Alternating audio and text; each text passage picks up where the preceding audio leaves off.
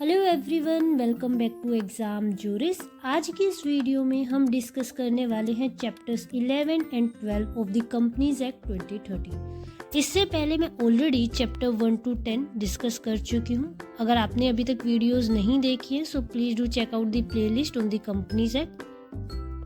Also अगर आपको PDF चाहिए है इस क्लास की तो please join our telegram channel, जिसका लिंक मैं डिस्क्रिप्शन में प्रोवाइड कर दूँगी। And please do not forget to subscribe the channel so that you can receive all the upcoming updates. Now moving forward with chapter 11, appointment and qualifications of directors. अगर हम chapter 11 की बात करें so it starts with section 149 and ends with section 172. 149 to 172 is provided in chapter number 11. Chapter number 11 deals with appointment and qualification of directors. Proceeding further with section 149, board composition. Section 149 आपको बताता है कि board of directors में कौन कौन होगा। Minimum directors public company में 3 चाहिए है, प्राइवेट कंपनी में 2 एंड OPC में 1। मैक्सिमम सभी में 15। मैक्सिमम कितने बोर्ड ऑफ डायरेक्टर्स हो सकते हैं? 15। Can exceed by special resolution. अगर आपको 15 से ज़्यादा एक्सीड करना है आप कर सकते हैं, लेकिन उसके लिए आपको क्या कराना पड़ेगा? आपको स्पेशल रेजोल्यूशन पास कराना पड़ेगा इन दी जनरल मीटिंग। एंड इसके बाद आप 15 से ज़्यादा बोर्ड ऑफ डायरेक्टर्स रख सकते हैं। पहले सेंट्रल गवर्नमेंट की रिक्वायरमेंट होती थी, अब वो जो रिक्वायरमेंट है वो हटा दी गई है। अब सिर्फ आपको जनरल मीटिंग में स्पेशल रेजोल्यूशन पास कराना है। वीमेन डायरेक्टर यहाँ से काफ़ी बार क्वेश्चन आता है। सेक्शन 149 बहुत इंपॉर्टेंट सेक्शन है। Women director mandatory for all listed and certain public companies. हर एक लिस्टेड कंपनी में एक वुमेन डायरेक्टर होगी ही होगी, प्लस कुछ पब्लिक कंपनीज। ये पब्लिक कंपनीज कौन सी है? जिसका paid up share capital 100 crore या उससे ज़्यादा है, या फिर जो टर्नओवर है वो 300 करोड़ या उससे ज़्यादा है। इस केस में भी इस पब्लिक कंपनी को एक वुमेन डायरेक्टर रखनी पड़ेगी। अगर इस केस में वुमेन डायरेक्टर की वैकेंसी आ जाती है यानी कि अब एक भी वुमेन नहीं रहती है, तो इस केस में क्या होगा? नेक्स्ट बोर्ड मीटिंग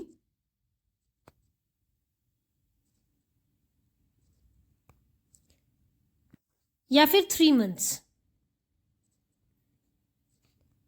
जो भी बाद में आएगा वहाँ पे आप वुमेन को अपॉइंट करोगे। जैसे आपकी नेक्स्ट बोर्ड मीटिंग है, आपकी वैकेंसी अराइज हुई 22 जैन को, आपकी नेक्स्ट बोर्ड मीटिंग होती है 22 फेब को।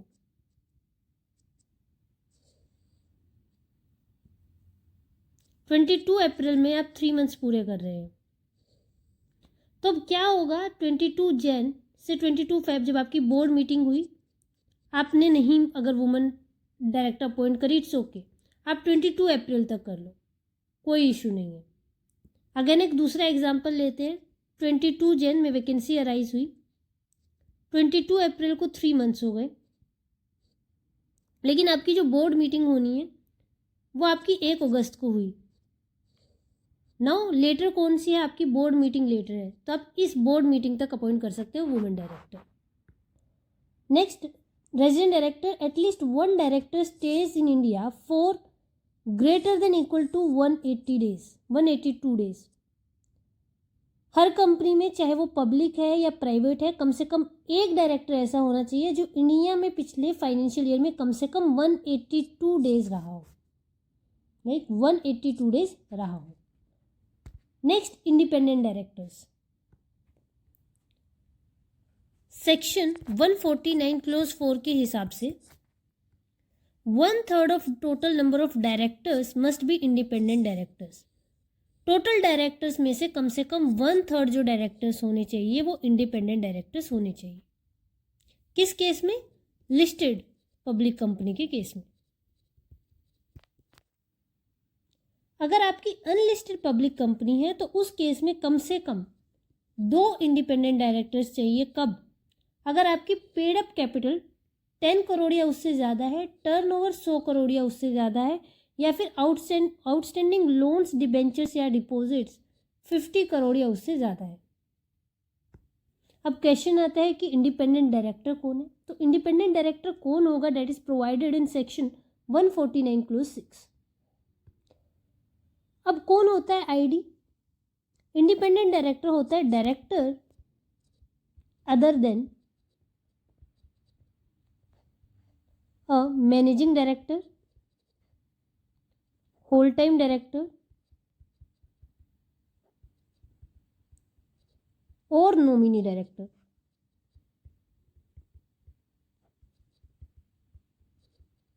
ये जो इंडिपेंडेंट डायरेक्टर्स होते हैं इनका जनरली कोई लिंक नहीं होता है कंपनी से, ये इंडिपेंडेंटली काम करते हैं टू ओवरसी जो कंपनी है वो सही से काम कर रही है, राइट।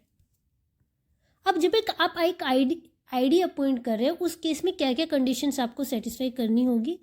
वो जो आईडी आप अपॉइंट कर रहे हो, इंडिपेंडेंट डायरेक्टर आप अपॉइंट कर रहे हो, he should be a person of integrity and should possess relevant expertise and experience.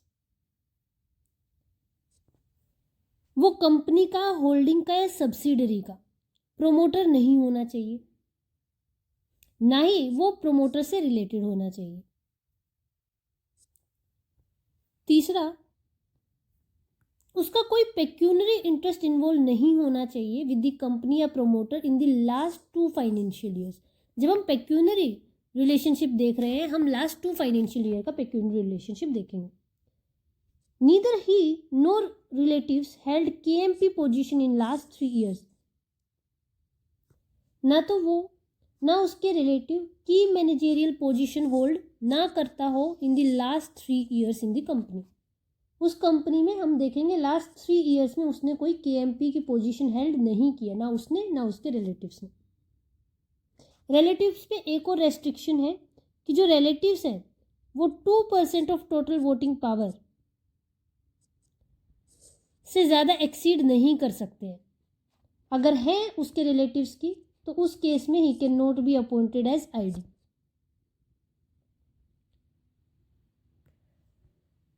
और इसमें कुछ एडिशनल हम देख लेते हैं कि आईडी कितने टर्म तक अपॉइंट होता है।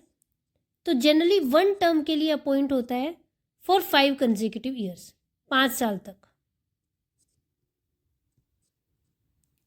लेकिन उसको सेकेंड टर्म में भी अपॉइंट किया जा सकता है बाय पासिंग स्पेशल रेजोल्यूशन।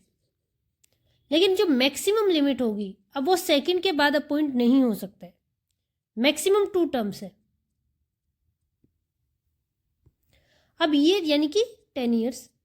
अब ये जब 2 टर्म्स पूरा कर लेगा तो कम से कम 3 ईयर्स तक वो उस कंपनी के साथ कोई भी कैपेसिटी में नहीं इंटरेक्ट कर सकता है। अब इस कंपनी में वो किसी भी तरीके से एसोसिएट नहीं हो सकता है फॉर एटलीस्ट 3 ईयर्स।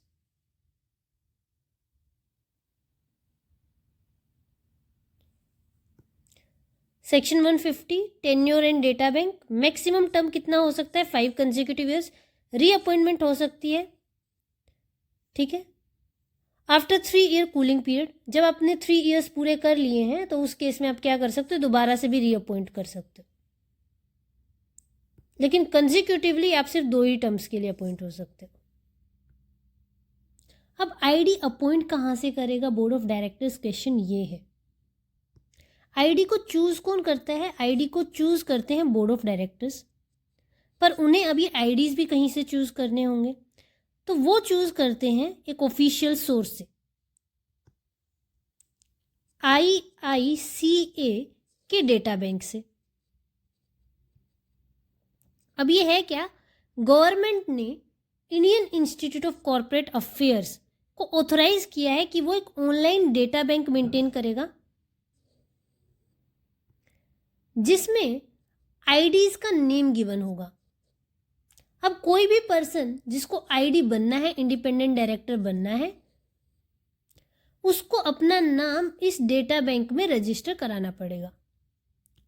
जब आईडीज अपना नाम यहाँ रजिस्टर करा लेते हैं तो उनको 2 ईयर्स का टाइम मिलता है एक टेस्ट पास करने के लिए जो IICA ही कंडक्ट करता है।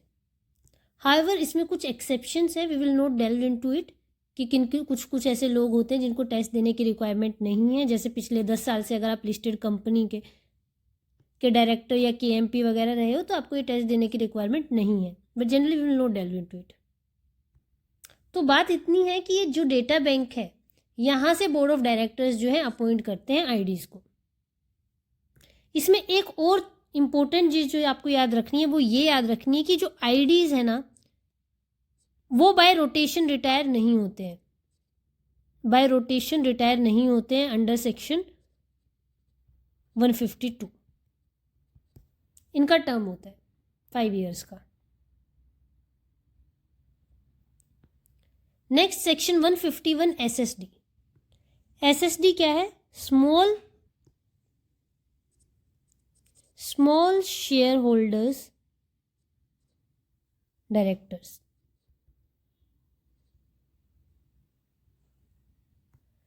A listed company may have one SSD। मे का मतलब यहाँ पे एक चीज समझ लीजिएगा कि ये जो प्रोविजन है ये मैंडेटरी नहीं है, इट इज ऑप्शनल। ये स्मॉल शेयर होल्डर्स डायरेक्टर लाने के पीछे रीजन ये था कि स्मॉल शेयर होल्डर्स को रिप्रेजेंटेशन का मौका मिले इन दी बोर्ड ऑफ डायरेक्टर्स। अब स्मॉल शेयर होल्डर्स होते कौन है? वो शेयर होल्डर्स जिनके पास जो शेयर्स हैं उनकी नॉमिनल वैल्यू 20,000 से ज्यादा नहीं है, वो क्या हो जाएंगे? वो हो जाएंगे आपके स्मॉल शेयर होल्डर। लेकिन जो ये small share holders director appoint होते हैं, इट इज नॉट नेसेसरी कि वो भी स्मॉल शेयर होल्डर हो। नो, ये इसीलिए अपॉइंट किया जाता है ताकि स्मॉल शेयर होल्डर को रिप्रेजेंट कर सके। ये हो भी सकता है कि ये स्मॉल शेयर होल्डर हो, या ये भी हो सकता है कि ये स्मॉल शेयर होल्डर ना हो। सेक्शन 151 सिर्फ लिस्टेड कंपनी पे अप्लाई करेगा। अब SSD अपॉइंट कैसे होता है? या तो कंपनी सुओ मोटो अपॉइंट कर देगी SSD को, या फिर स्मॉल शेयर होल्डर्स क्या कर सकते हैं? नोटिस दे सकते हैं कंपनी को। उस नोटिस पर कम से कम 1000 स्मॉल शेयर होल्डर्स के साइन होने चाहिए, या फिर 1/10 of total number of share holders के साइन होने चाहिए, विच एवर इज लोअर। और कौन से share holders? Small share holders. कम से कम 1000 स्मॉल शेयर होल्डर्स या फिर 1/10 of the total number of small share holders, इनमें से जो भी कम है उनके साइन होने चाहिए नोटिस पे। ये जो स्मॉल शेयर होल्डर डायरेक्टर है इसके पास DIN होना मैंडेटरी है।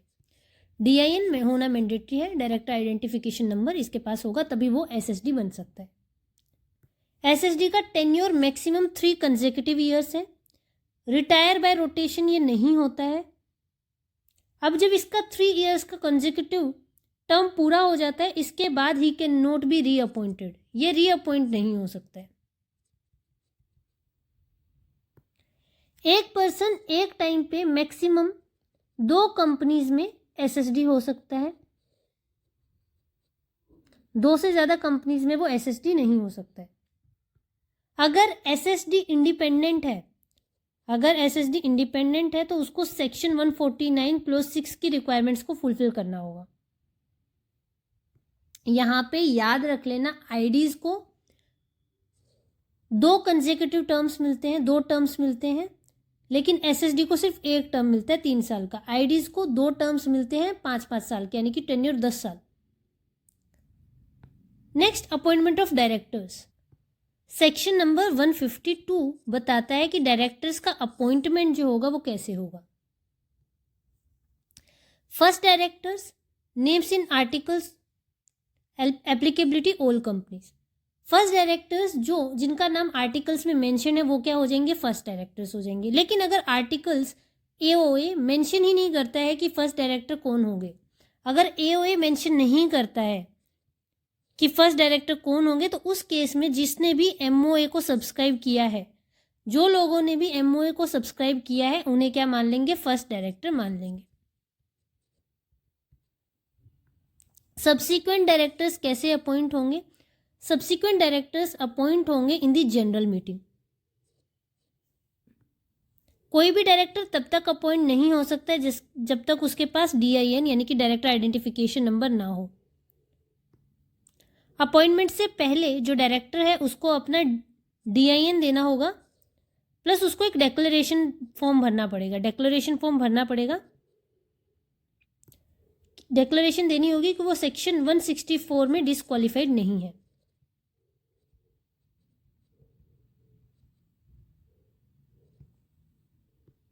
ऑल्सो ये जो डायरेक्टर है, सब्सिक्वेंट डायरेक्टर है, इसको अपनी कंसेंट देनी होगी एंड कंसेंट के लिए वो फॉर्म भरेगा DIR-2 और इस DIR-2 को कंपनी को 30 डेज के अंदर अंदर कंपनी 30 डेज के अंदर अंदर ROC के पास सबमिट कर देगी। Rotation 2/3 of total directors liable, ये किस केस में एप्लीकेबल है? पब्लिक कंपनीज के केस में सिर्फ एप्लीकेबल है। ये जो रूल है 2/3 of directors liable to rotation, ये सिर्फ पब्लिक कंपनीज के केस में एप्लीकेबल है। यानी कि टोटल नंबर ऑफ डायरेक्टर्स में से कम 2/3 डायरेक्टर्स ऐसे होने चाहिए जो बाय रोटेशन रिटायर होंगे। इसमें एक चीज़ याद रखना, IDs को हम इसमें टोटल स्ट्रेंथ में भी काउंट नहीं करते हैं। जब हम टोटल स्ट्रेंथ काउंट करते हैं तो हम IDs को इसमें काउंट नहीं करते हैं। रिटायरमेंट 1/3 और 2/3 retire annually, 1/3 of 2/3 retire annually, किस केस में? पब्लिक कंपनीज के केस में है। ये जो 2/3 बाय रोटेशन लायबल थे, उसमें से एक्चुअली 1/3 जो डायरेक्टर्स हैं वो हर साल रिटायर होंगे। एंड ये किस बेसिस पे रिटायर होंगे? ये रिटायर होंगे on the basis of first in first out. जो बोर्ड में सबसे पुराना है वो सबसे पहले रिटायर होगा। अगर दोनों सेम टाइम पे अपॉइंट हुए तो, अगर दोनों सेम डे पे सेम टाइम पे अपॉइंट हुए हैं तो बाय अग्रीमेंट वो दोनों डिसाइड कर लेंगे या फिर लॉटरी बेसिस पे वो डिसाइड कर लेंगे कि कौन रिटायर होगा। नेक्स्ट DIN, जो आपका डायरेक्टर आइडेंटिफिकेशन नंबर है ना, ये एक यूनिक आइडेंटिफिकेशन नंबर है जो हर उस पर्सन को चाहिए जो किसी कंपनी में डायरेक्टर बनना चाहता है। आप बिना DIN के डायरेक्टर नहीं बन सकते। अगर आपको DIN ऑब्टेन करना है तो आप कौन सा फॉर्म भरोगे? DIR-3 फाइल करोगे with MCA, ministry of corporate affairs के पोर्टल पे जाओगे एंड आप DIR-3 फाइल करोगे। इसमें क्या क्या आप रिक्वायरमेंट्स दोगे, अटैच करोगे, आप फोटोग्राफ दोगे, अपना आइडेंटिटी प्रूफ दोगे, रेजिडेंस प्रूफ दोगे, डिजिटल सिग्नेचर और दोगे। ये सब मैंडेटरी है जब आप DIR-3 भरोगे। फिर जब आपने एप्लीकेशन लगा दी है विद दी MCA तो central government regional director Noida जो है इसको वेरीफाई करेगा। वेरिफिकेशन के 1 मंथ के अंदर आपको DIN अलॉट हो जाएगा एंड एक बार जब आपको DIN अलॉट हो गया है तो वो लाइफ टाइम तक वैलिड रहेगा। अब इसको आपको बार बार रिन्यू कराने की ज़रूरत नहीं है, आपका लाइफ टाइम यही DIN चलेगा। Section 155, no person shall obtain more than 1 DIN। एक पर्सन के पास सिर्फ एक ही DIN हो सकता है, आप 2 DIN ऑब्टेन नहीं कर सकते, नो मैटर आप कितनी कंपनीज में डायरेक्टर बनते हो। अगर आपको दूसरी कंपनी में डायरेक्टर बनना है आप सेम DIN यूज़ करोगे। तो एक पर्सन सिर्फ एक ही DIN होल्ड करता है। जब आपको DIN अलॉट हो गया है तो आप क्या करोगे? आप इंटीमेट करोगे कंपनीज को, इंटीमेट करोगे कंपनीज को जहां पे आपको डायरेक्टर जो है बनाया गया है। इसके बाद company with in 15 days inform करती है ROC को in the form DIR-3C। According to section 158, जब भी कोई डायरेक्टर किसी डॉक्यूमेंट, रिटर्न या इंफॉर्मेशन पे साइन करेगा तो उसको अपना DIN मेंशन करना मैंडेटरी है। वहां पे वो DIN जो है वो मेंशन करेगा। Next section 161 close 1, additional director. कभी कभी क्या होता है ना कि कंपनी को इमरजेंसी में या फिर बिजनेस एक्सपेंशन के लिए डायरेक्टर्स की ज़रूरत पड़ती है, लेकिन जब भी जो नेक्स्ट AGM है उसमें टाइम है तो कंपनी उस केस में क्या कर सकती है? उस केस में एडिशनल डायरेक्टर जो है अपॉइंट कर सकती है। बोर्ड ऑफ डायरेक्टर्स के पास ये पावर होती है कि वो एडिशनल डायरेक्टर अपॉइंट कर सके इन केस ऑफ इमरजेंसी या फिर for expansion of its business.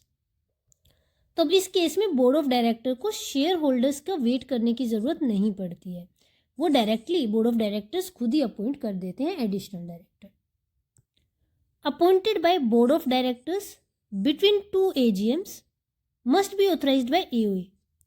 ये जो एडिशनल डायरेक्टर की पावर है of the board of directors, ये एक्सप्लिसिटली मेंशन होनी चाहिए इन योर एओए। अगर एओए में ऐसा कुछ मेंशन नहीं है, अगर एओए साइलेंट है, उस केस में बोर्ड जो है एडिशनल डायरेक्टर अपॉइंट नहीं कर पाएगा। टेन्योर कितना होगा? Up to the date of next AGM, next AGM की डेट तक वो अपॉइंट हो सकता है, और the last date on which AGM should have been held, या फिर वो डेट जिस पर एजीएम हेल्ड होनी थी लेकिन किसी वजह से होल्ड नहीं हो पाई। इनमें से जो भी अर्लियर डेट होगी, इनमें से जो भी अर्लियर डेट होगी उस पर एडिशनल डायरेक्टर जो है अपनी ऑफिस वेकेट कर देगा। लेकिन अगर कंपनी चाहती है कि जो एडिशनल डायरेक्टर उसने अपॉइंट किया है वो परमानेंट हो जाए, तो उस केस में जो एजीएम होगा अगले एजीएम में उसको अप्रूवल लेना पड़ेगा of the share holders. Share holders का अप्रूवल लेना पड़ेगा by ordinary resolution, and then ये जो एडिशनल डायरेक्टर है ये बन जाएगा परमानेंट डायरेक्टर, और इसको हम बोलते हैं क्या? रेगुलराइजेशन। लेकिन यहाँ पे एडिशनल डायरेक्टर को अपॉइंट करने में एक रेस्ट्रिक्शन लगाई हुई है। वो क्या है? वो ये है कि अगर किसी पर्सन ने जनरल मीटिंग में डायरेक्टर बनना चाहा था, ठीक है, अगर कोई पर्सन ने जनरल मीटिंग में डायरेक्टर बनना चाहा था पर शेयर होल्डर्स ने उसको रिजेक्ट कर दिया था, शेयर होल्डर्स ने उसको रिजेक्ट कर दिया था, तो अब इसको एडिशनल डायरेक्टर नहीं बनाया जा सकता है। एक बार शेयर होल्डर्स ने रिजेक्ट कर दिया, देन उसको बैक डोर से एंट्री देके आप एडिशनल डायरेक्टर नहीं बना सकते हो, दिस इज प्रोहिबिटेड। नेक्स्ट, अब ऑल्टरनेट डायरेक्टर कौन होता है? ऑल्टरनेट डायरेक्टर वो होता है वो जो उस डायरेक्टर की प्लेस पे आता है जो डायरेक्टर एब्सेंट हो from India for more than और इक्वल टू 3 मंथ्स। एक डायरेक्टर है वो मोर देन और इक्वल टू 3 मंथ्स तक एब्सेंट है इंडिया से, तो इसके बिहाफ पर हम एक दूसरा डायरेक्टर ले आएंगे, उसको हम क्या बोल देंगे? उसको हम बोल देंगे ऑल्टरनेट डायरेक्टर। अब ये जो ऑल्टरनेट डायरेक्टर अपॉइंट करने की पावर है या तो एओए में मेंशन होनी चाहिए या फिर जनरल मीटिंग में बाय रेजोल्यूशन पास करना चाहिए। अब ऑल्टरनेट डायरेक्टर बन कौन सकता है? कोई भी पर्सन जो डायरेक्टर बनने के लिए क्वालिफाइड है वो ऑल्टरनेट डायरेक्टर बन सकता है, लेकिन इसमें एक रेस्ट्रिक्शन है, वो उस कंपनी में डायरेक्टर नहीं होना चाहिए, ठीक है, ऑलरेडी डायरेक्टर नहीं होना चाहिए, या फिर ऑल्टरनेट डायरेक्टर भी नहीं होना चाहिए। अगर ओरिजिनल डायरेक्टर आईडी था यानी कि इंडिपेंडेंट डायरेक्टर था, तो उस केस में जो ऑल्टरनेट डायरेक्टर होगा वो भी क्वालिफाइड टू बी आईडी होना चाहिए। ये जो ऑल्टरनेट डायरेक्टर है ये कब तक रह सकता है? जब तक ओरिजिनल डायरेक्टर इंडिया में वापस नहीं आ जाता। जब ओरिजिनल डायरेक्टर इंडिया में वापस आ जाता है तो ऑल्टरनेट डायरेक्टर जो है अपना ऑफिस जो छोड़ देता है, या फिर जब तक ओरिजिनल डायरेक्टर का टेन्योर पूरा नहीं हो जाता। अगर ओरिजिनल डायरेक्टर का टेन्योर पूरा हो गया है एंड ओरिजिनल डायरेक्टर वापस नहीं आया है, उस केस में भी अब क्या होगा? ऑल्टरनेट डायरेक्टर को अपना ऑफिस छोड़ना पड़ेगा। नॉमिनी डायरेक्टर कौन होते हैं? नॉमिनी डायरेक्टर्स को अपॉइंट करते हैं कोई institution in pursuance of any law और अग्रीमेंट और बाय गवर्नमेंट। अगर नॉमिनी डायरेक्टर को हम सिंपल टर्म्स में समझें तो ये एक रिप्रेजेंटेटिव होता है। रिप्रेजेंटेटिव होता है थर्ड पार्टी के इंटरेस्ट को प्रोटेक्ट करने के लिए।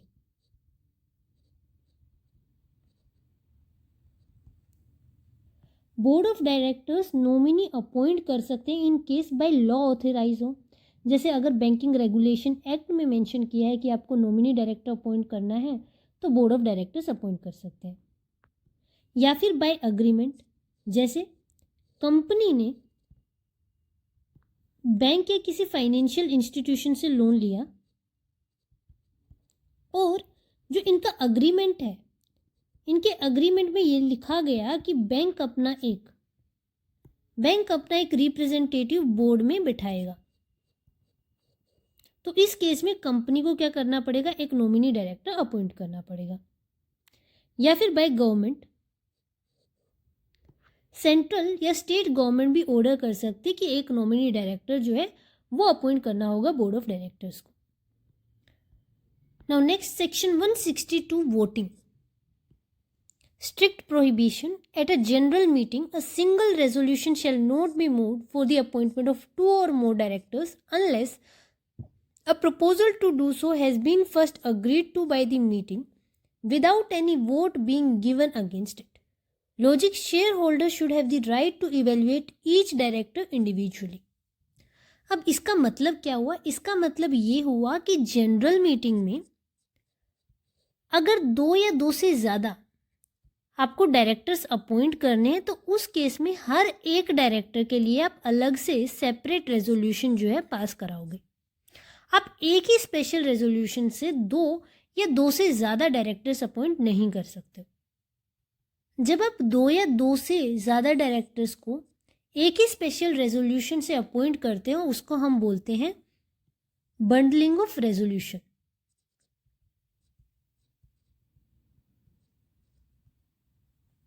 लेकिन एक एक्सेप्शन है जब आप बंडलिंग ऑफ रेजोल्यूशंस कर सकते हैं।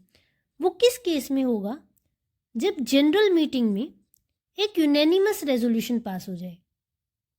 यूनैनिमस रेजोल्यूशन पास हो जाए यानी कि 100% वोट्स जो हैं वो फेवर में हो कि हम डायरेक्टर्स को सिंगल रेजोल्यूशन से अपॉइंट करेंगे। अगर इसमें एक भी शेयर होल्डर मना कर देता है तो उस केस में बंडलिंग नहीं हो पाएंगे एंड आपको हर डायरेक्टर के लिए अलग अलग स्पेशल रेजोल्यूशन पास कराना पड़ेगा।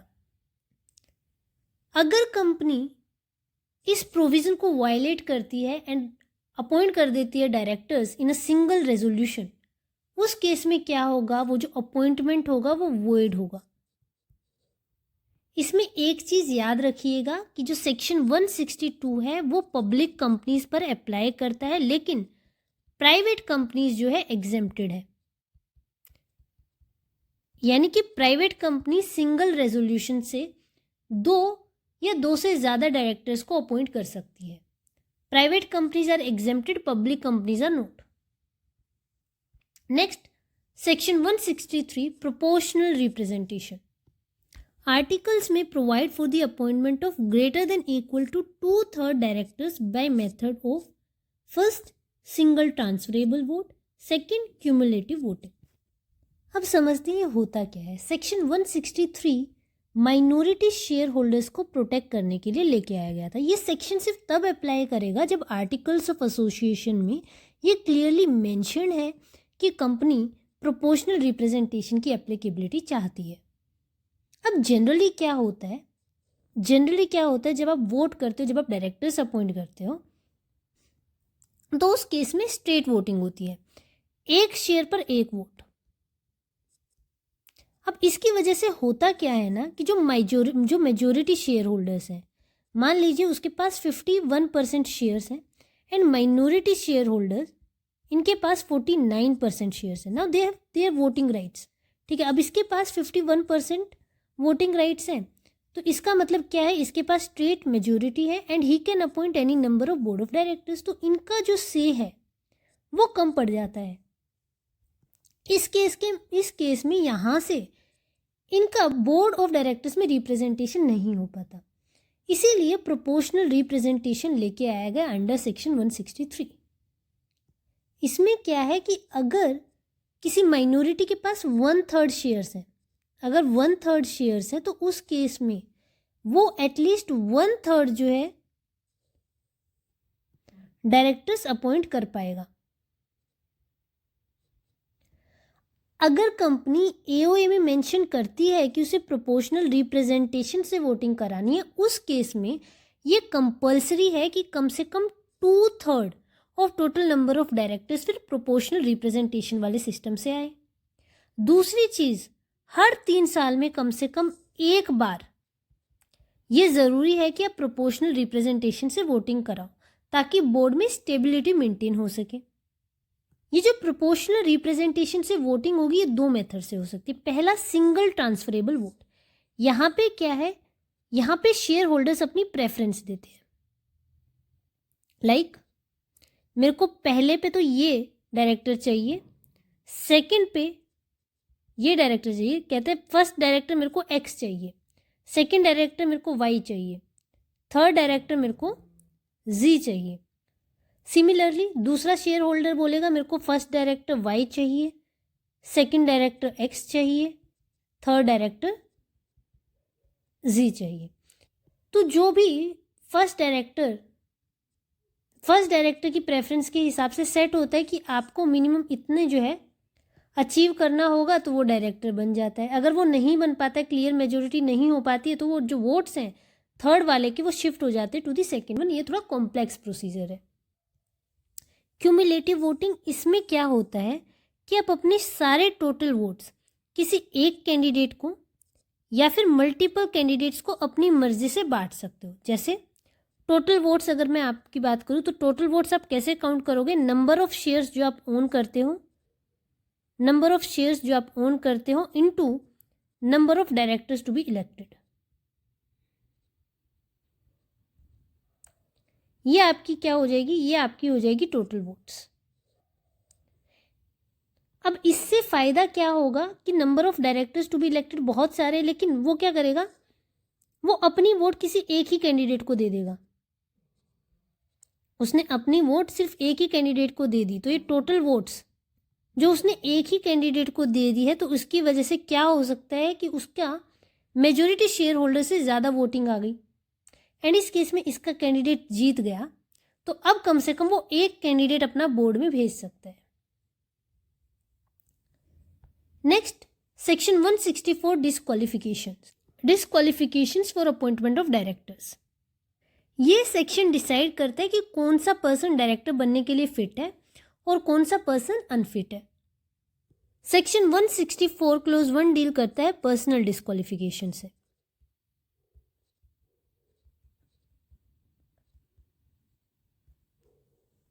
अगर पर्सन अनसाउंड माइंड है एंड कॉम्पिटेंट कोर्ट ने डिक्लेयर किया है कि वो पर्सन अनसाउंड है, उस केस में ऐसा पर्सन डायरेक्टर नहीं बन सकता है। अनडिस्चार्ज इंसोल्वेंट, यानी कि वो बैंकरप्ट है एंड अभी तक उसको रिलीफ नहीं मिला है। Convicted and sentence to greater than equal to 6 months, अगर उस पर्सन ने कोई ऑफेंस किया है, ऑफेंस मोरल टर्पिट्यूड से रिलेटेड हो सकता है या फिर किसी और ऑफेंस के लिए भी हो सकता है, एंड कोर्ट ने उसको कन्विक्ट कर दिया प्लस इम्प्रिजनमेंट दे दी है मिनिमम 6 months की, 6 months से ज़्यादा भी हो सकती है, 6 months तक की मिनिमम, तो उस केस में वो डिबार हो जाता है, डिस्क्वालीफाई हो जाता है from being appointed as director. कितने साल के लिए? 5 years तक। 5 years तक अब वो डायरेक्टर नहीं बन सकता। लेकिन अगर पनिशमेंट जो उसको दी गई है वो 7 years या 7 years से ज़्यादा है, इस केस में ही becomes disqualified for life time. इस केस में वो लाइफ टाइम डिस्क्वालीफाई हो जाता है। ऑर्डर बाय कोर्ट और ट्रिब्यूनल, अगर किसी कोर्ट ने या एनसीएलटी ने उसे डायरेक्टर बनने से डिबार कर दिया तो उस केस में भी वो डिस्क्वालीफाइड है। Next, section 164 close 2 corporate default. ये जो सेक्शन 164 क्लोज 2 है, ये वाइकेरियस लाइबिलिटी के ऊपर बेस्ड है।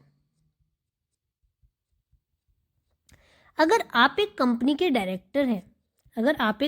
डायरेक्टर हैं, से फॉर एग्जांपल आप एक्स कंपनी के डायरेक्टर हैं एंड इस कंपनी ने ये डिफ़ॉल्ट, नीचे दिए गए डिफ़ॉल्ट कमिट कर दिए हैं, उस केस में अब आप एज ए डायरेक्टर किसी और कंपनी में अपॉइंट होने के लिए डिस्क्वालीफाई हो जाओगे। अब अगर आपको वाई कंपनी में जाना है, एज ए डायरेक्टर बनना है वाई कंपनी का भी, एंड आपकी कंपनी ने ये 2 डिफ़ॉल्ट कर दिए हैं, उस केस में आप वाई कंपनी के डायरेक्टर बनने के लिए डिस्क्वालीफाई हो जाओगे। ये डिफ़ॉल्ट कौन से हैं? कंपनी ने पिछले 3 फाइनेंशियल ईयर से फाइनेंशियल स्टेटमेंट या एनुअल रिटर्न फाइल नहीं किया है 3 कंसेक्यूटिव ईयर्स तक, या फिर सेकंड, कंपनी ने डिपॉजिट्स, डिबेंचर्स या डिविडेंड का पैसा रीपे नहीं किया है और ये जो डिफ़ॉल्ट है ये 1 साल या उससे ज़्यादा से चल रहा है, उस केस में you will be now debarred. Failure to repay deposits, interest और डिविडेंड्स फॉर 1 year और मोर। आप कितने साल तक इनएलिजिबल हो? 5 साल। अब ये जो डायरेक्टर था इस एक्स कंपनी का, ये ना तो 5 साल तक किसी कंपनी में रीअपॉइंट हो सकता है और ना ही वो न्यू अपॉइंटमेंट ले सकता है as a director. Section 164 clause 3 authorise करता है प्राइवेट कंपनीज को कि वो कोई एडिशनल ग्राउंड्स ऑफ डिस्क्वालिफिकेशन भी अपने एओए में डाल सकती है।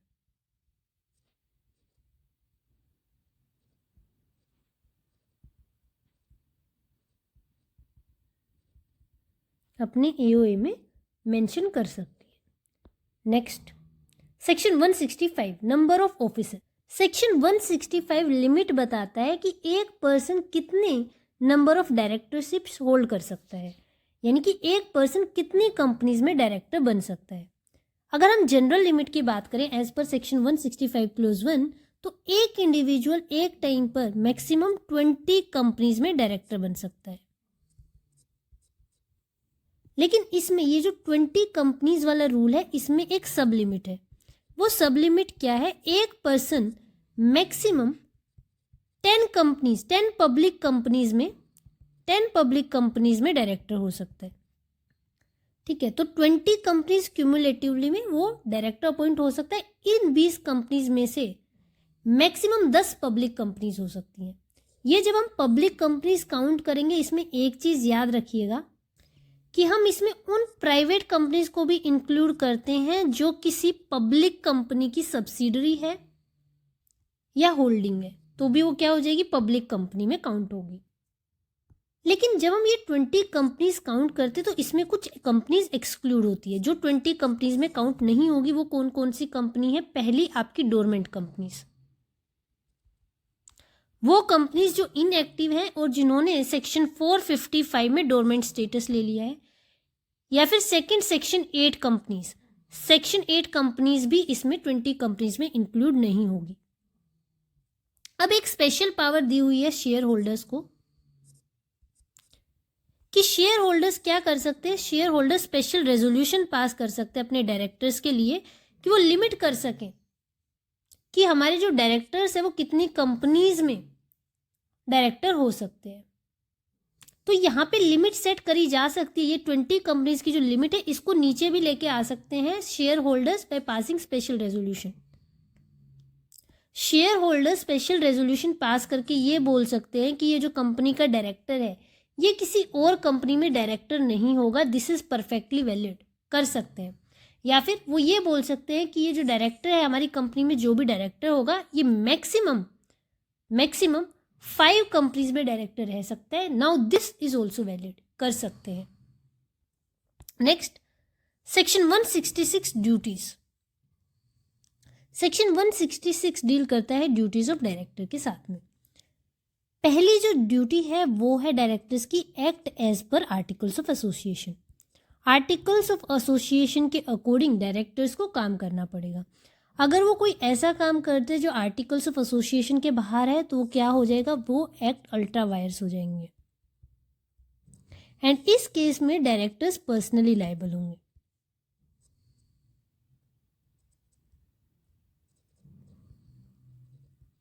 Second, act in good faith to promote company objectives. Director को कंपनी के बेस्ट इंटरेस्ट में काम करना होगा। Exercise due and reasonable care, skill and diligence. Director को अपना काम due and reasonable care, skill और डिलीजेंस के साथ करना पड़ेगा।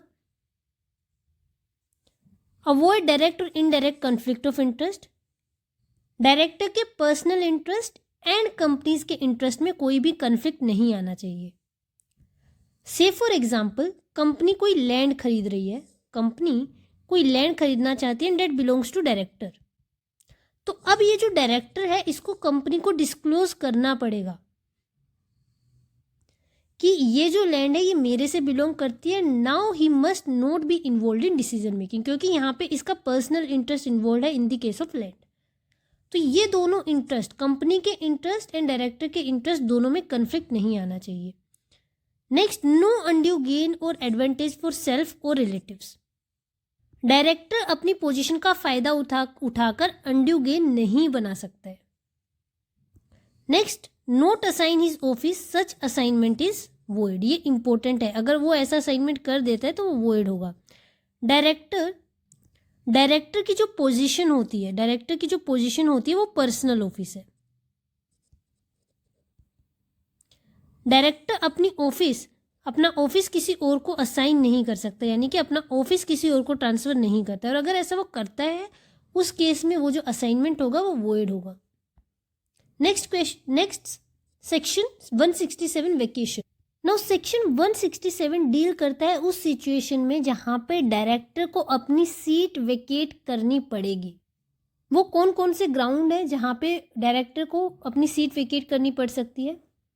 पहला, incurs any disqualification under section 164।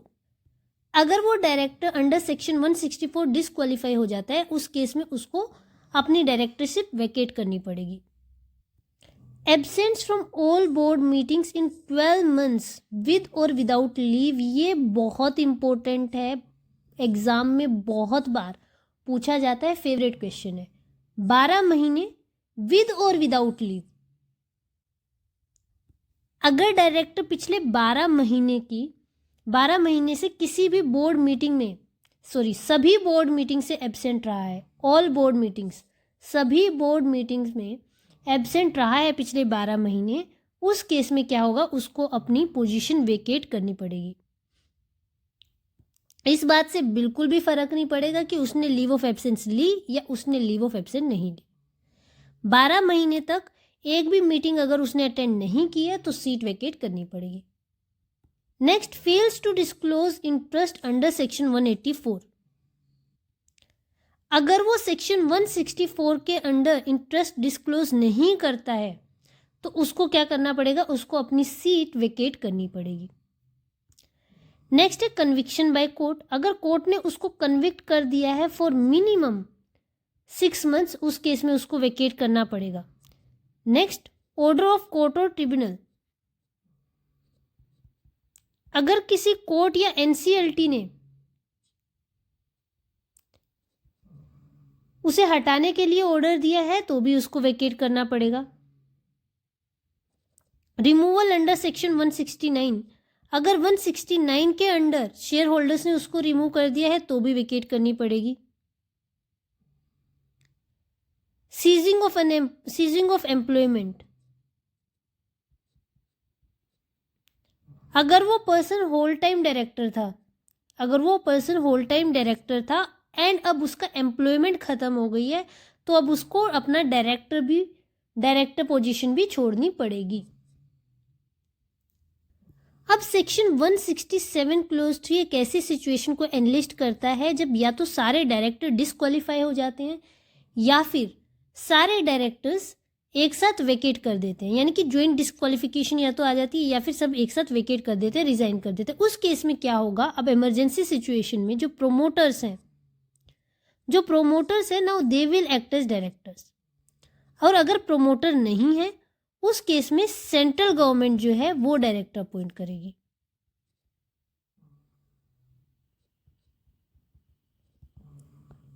Next, sections 168 and 169। Director gives notice in writing effective from date of receipt or date specified, company must file DIR 12। Resignation जो है वो आपकी वॉलंटरी एग्जिट है।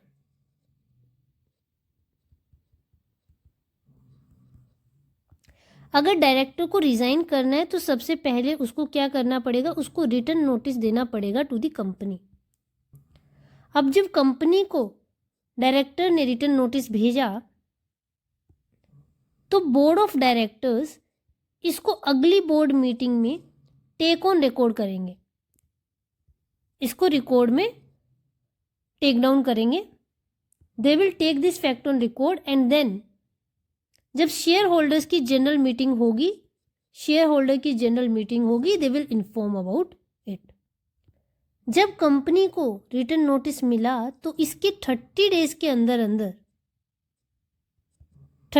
के अंदर आरओसी को इन्फॉर्म करेगी company by filing DIR 12 form. And अगर डायरेक्टर चाहे तो वो खुद भी आरओसी को इन्फॉर्म कर सकता है in the form DIR 11। Now date of resignation कब मानी जाएगी? डेट ऑफ रेजिग्नेशन माना जाएगा या तो वो जिस दिन आपने कंपनी को डिलीवर किया है अपना रेजिग्नेशन, या फिर वो जो आपने नोटिस में लिखा है, जो भी लेटर होगी इन दोनों में से जो भी लेटर होगी उसको मान लेंगे। फॉर एग्जाम्पल, आपने 1 जन को लेटर दिया है कंपनी को एंड उसमें आप मेंशन करते हो आई रिज़ाइन फ्रॉम 15 जन। इस केस में जो आपका रेजिग्नेशन इफेक्टिव होगा वो फ्रॉम 15 जन होगा। Next is removal, section 169। ये डील करता है इनवॉलंटरी रिमूवल से।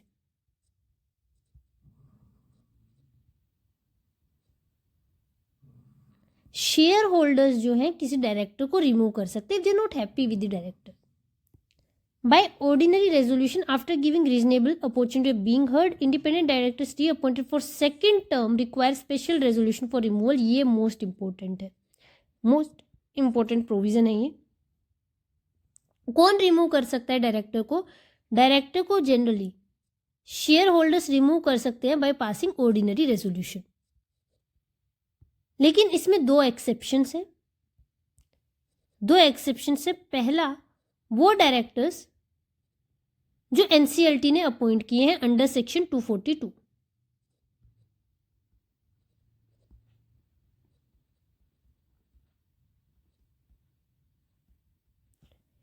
एंड सेकंड, वो डायरेक्टर्स जो प्रोपोर्शनल रिप्रेजेंटेशन से अपॉइंट हुए थे।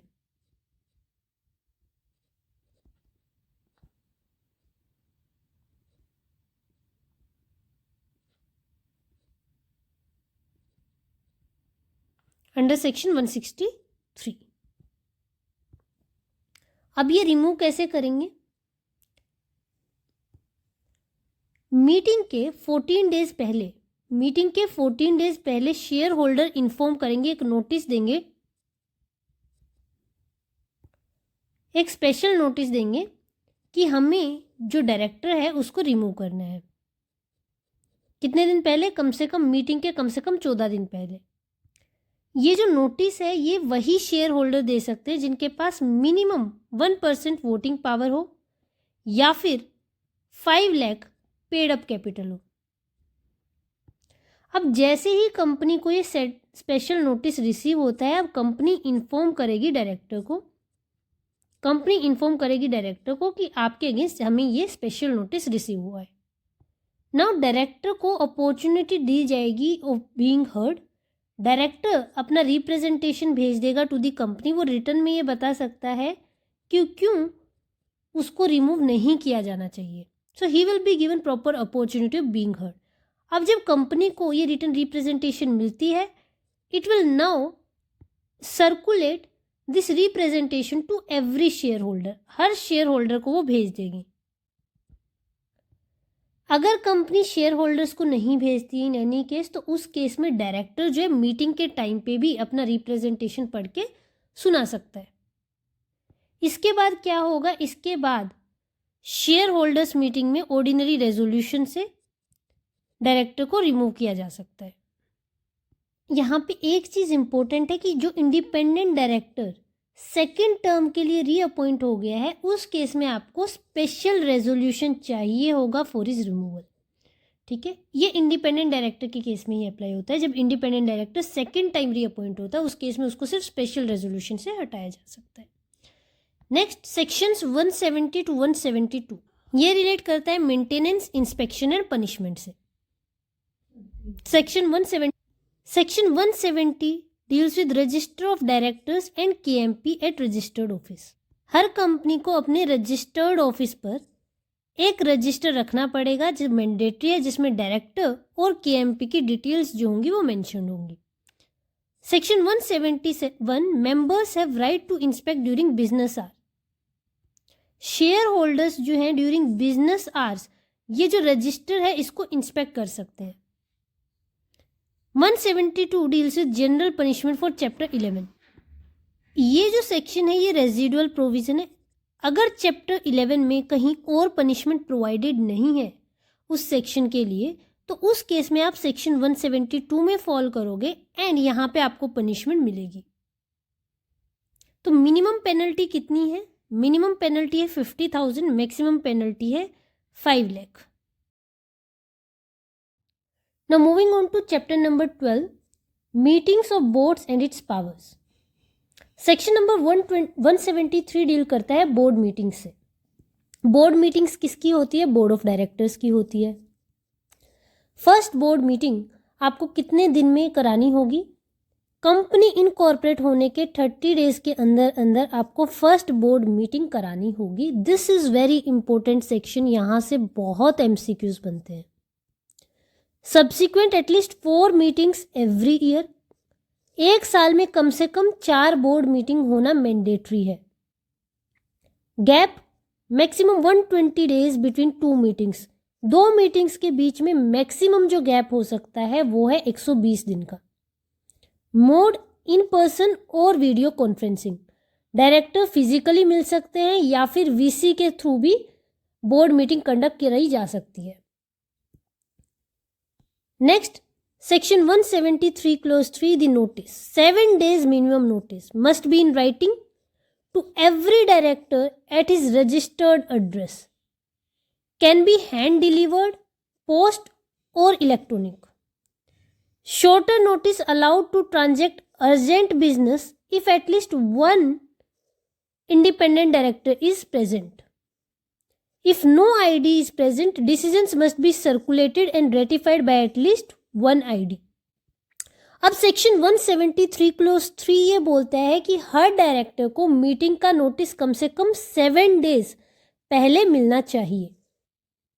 अगर कोई अर्जेंट बिजनेस है तो उस केस में 7 days से कम का आप नोटिस दे सकते हो, प्रोवाइडेड मीटिंग में कम से कम एक इंडिपेंडेंट डायरेक्टर प्रेजेंट हो। अगर इंडिपेंडेंट डायरेक्टर एब्सेंट है तो मीटिंग के डिसीजन सभी डायरेक्टर्स को सर्कुलेट करने होंगे और कम से कम एक इंडिपेंडेंट डायरेक्टर से रेटिफाई करवाना होगा, तो भी वो क्या हो जाएगा? वो वैलिड हो जाएगा। Next quorum section 174। कोरम का मतलब क्या होता है? कोरम का मतलब होता है मिनिमम नंबर ऑफ डायरेक्टर्स जो मीटिंग हेल्ड करने के लिए मैंडेटरी है। अगर कोरम नहीं होगा तो वो जो मीटिंग है वो लीगल नहीं रहेगी। 1/3 और 2 directors whichever is higher, general rule ये है कि 1/3 ऑफ द टोटल स्ट्रेंथ या फिर दो डायरेक्टर्स जो भी हायर है वो प्रेजेंट होना चाहिए, वो होगा quorum. Interested directors, if interested director exceeds 2/3 of total the quorum, The quorum is the remaining non-interested directors minimum 2। अब ये क्या कहता है? सेक्शन 174 क्लोज 3 ये कहता है कि अगर मीटिंग में इंटरेस्टेड डायरेक्टर्स कौन होते हैं? जिनका कॉन्ट्रैक्ट में कोई पर्सनल इंटरेस्ट इन्वॉल्व है। अगर इनकी स्ट्रेंथ 2/3 से ज्यादा है तो उस केस में जो बाकी डायरेक्टर्स बच जाते हैं वही कोरम होगी, प्रोवाइडेड मिनिमम 2 डायरेक्टर्स हो। If quorum not present, meeting stands adjourn to the same date, time और प्लेस नेक्स्ट वीक। अगर कोरम उस दिन प्रेजेंट नहीं होती है तो मीटिंग ऑटोमेटिकली एडजर्न हो जाएगी to the same date, time and place of the next week, unless articles में कुछ और मेंशन ना हो। Now section number 175 circulation. Resolutions are passed without a meeting if circulated in draft with necessary papers, approved by majority of directors entitled to vote, veto 1/3 if 1/3 directors require a meeting, it must be decided at a meeting. Section 175 ये बोलता है कि हर decision के लिए physical meeting necessary नहीं है। आपको हर decision लेने के लिए फिजिकल मीटिंग बुलाने की जरूरत नहीं है। आप क्या कर सकते हो? आप एक ड्राफ्ट रेजोल्यूशन हर डायरेक्टर के रजिस्टर्ड ऑफिस पे भेज सकते हो। अगर मेजोरिटी ऑफ डायरेक्टर्स इसको साइन कर देते हैं तो हम इसको पास मान लेते हैं कि ये रेजोल्यूशन पास हो गया। लेकिन अगर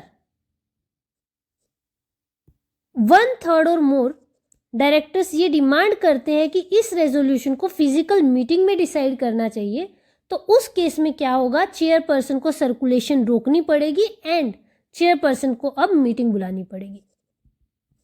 This is what section 175 says. Next, section 177 audit committee.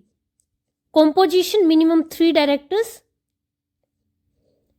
Majority must be independent directors. Majority must have ability to read financial statements. अब एक चीज समझिए, ऑडिट कमेटी हर कंपनी के लिए नेसेसरी नहीं है।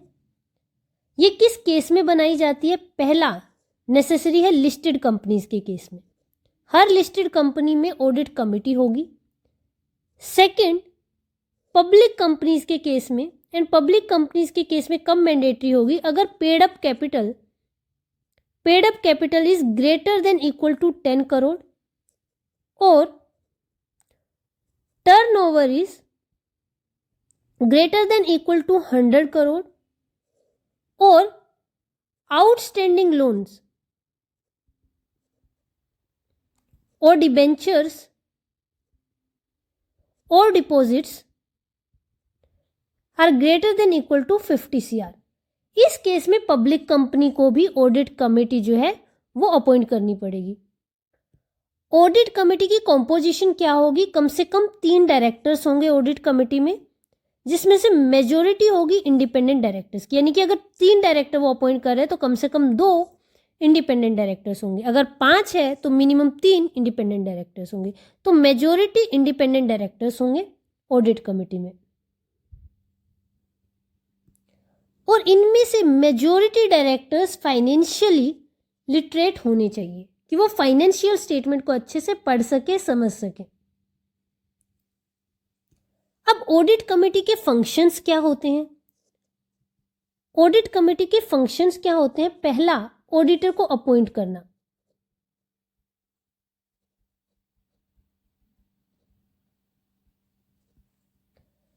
ऑडिट कमेटी जो है स्टैट्यूटरी ऑडिटर का नाम रिकमेंड करती है, प्लस इसकी जो फीस है ये डिसाइड करती है। नेक्स्ट, इंडिपेंडेंस चेक करती है ऑडिटर की। ये चेक करती है कि ऑडिटर इंडिपेंडेंट है या नहीं। थर्ड, ये फाइनेंशियल रिव्यू करती है। फाइनेंशियल स्टेटमेंट को बोर्ड को सबमिट करने से पहले ऑडिट कमेटी इनको अच्छे से चेक करती है। Fourth, related party transactions.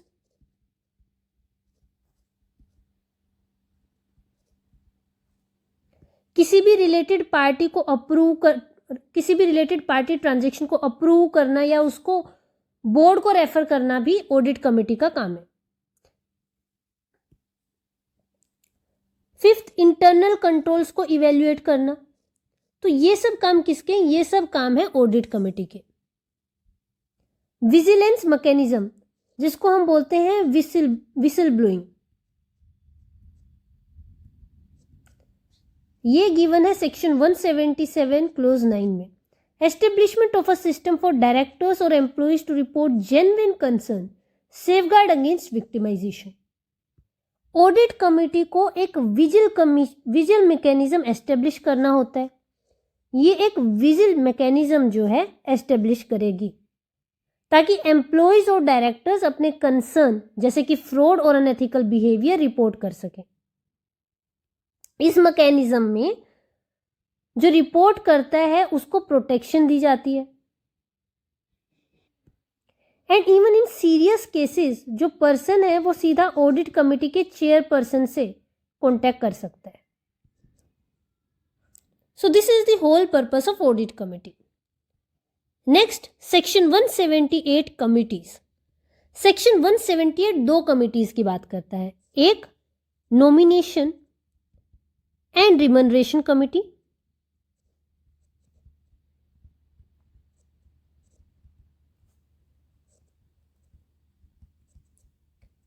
And दूसरा, स्टेक होल्डर रिलेशनशिप कमिटी।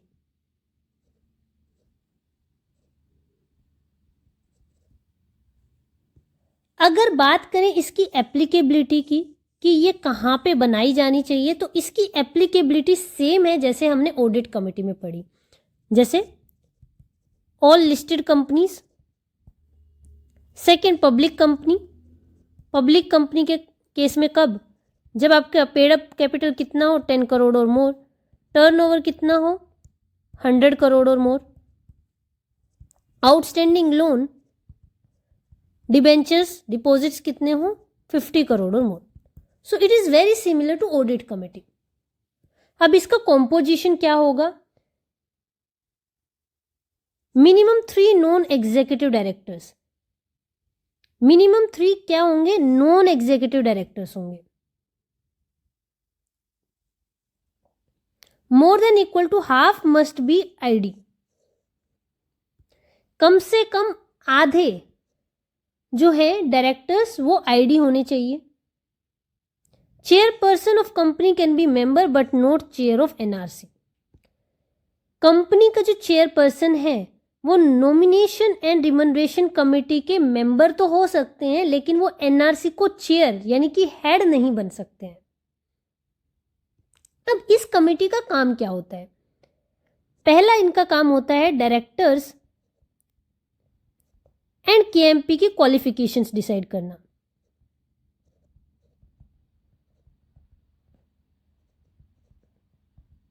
ठीक है, it will decide the criteria of directors and KMP. Second जो इंपॉर्टेंट फंक्शन है वो है रिमनरेशन पॉलिसी बनाना, यानी कि डायरेक्टर्स और एम्प्लॉइज को कितनी सैलरी और इंसेंटिव मिलना चाहिए ये भी एनआरसी डिसाइड करती है। नेक्स्ट है परफॉर्मेंस इवेल्युएट करना।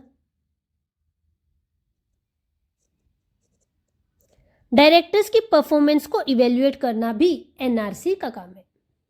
Then stake holders relationship committee, SRC,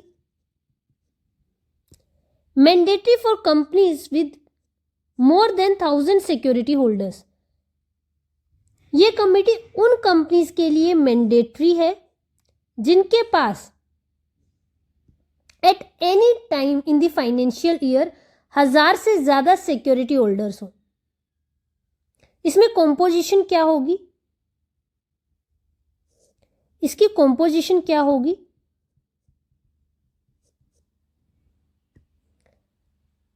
एक चेयरपर्सन होगा और ये चेयरपर्सन जो है वो नॉन एग्जीक्यूटिव डायरेक्टर होगा। सेकंड, इसमें मेंबर्स होंगे एंड कितने मेंबर्स होंगे ये बोर्ड डिसाइड करेगा। अब इसका फंक्शन क्या है? Resolves grievances of share holders, debenture holder etcetera. इस कमेटी का मेन वर्क है कि शेयर होल्डर्स की कंप्लेंट को आप सुनोगे एंड आप डिसाइड करोगे, उनको रिजोल्व करोगे। जैसे क्या क्या इश्यूज आ सकते हैं? आपका शेयर ट्रांसफर नहीं हो रहा है, डिविडेंड रिसीव नहीं हो रहे हैं, एनुअल रिपोर्ट आपको नहीं मिल रही है, तो आप किसको अप्रोच करोगे? आप एसआरसी को अप्रोच करोगे।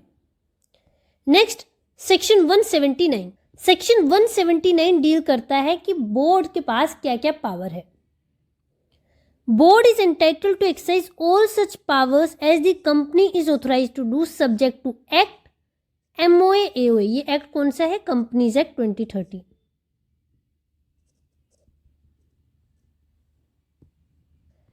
यानी कि सेक्शन 179 क्लोज 1 ये बोलता है कि बोर्ड ऑफ डायरेक्टर वो सारी पावर एक्सरसाइज कर सकता है जो कंपनी ने ऑथोराइज की है, लेकिन बोर्ड ऐसी पावर यूज नहीं कर सकता है जो कि कंपनीज एक्ट ने स्पेसिफिकली शेयर होल्डर्स को दी हो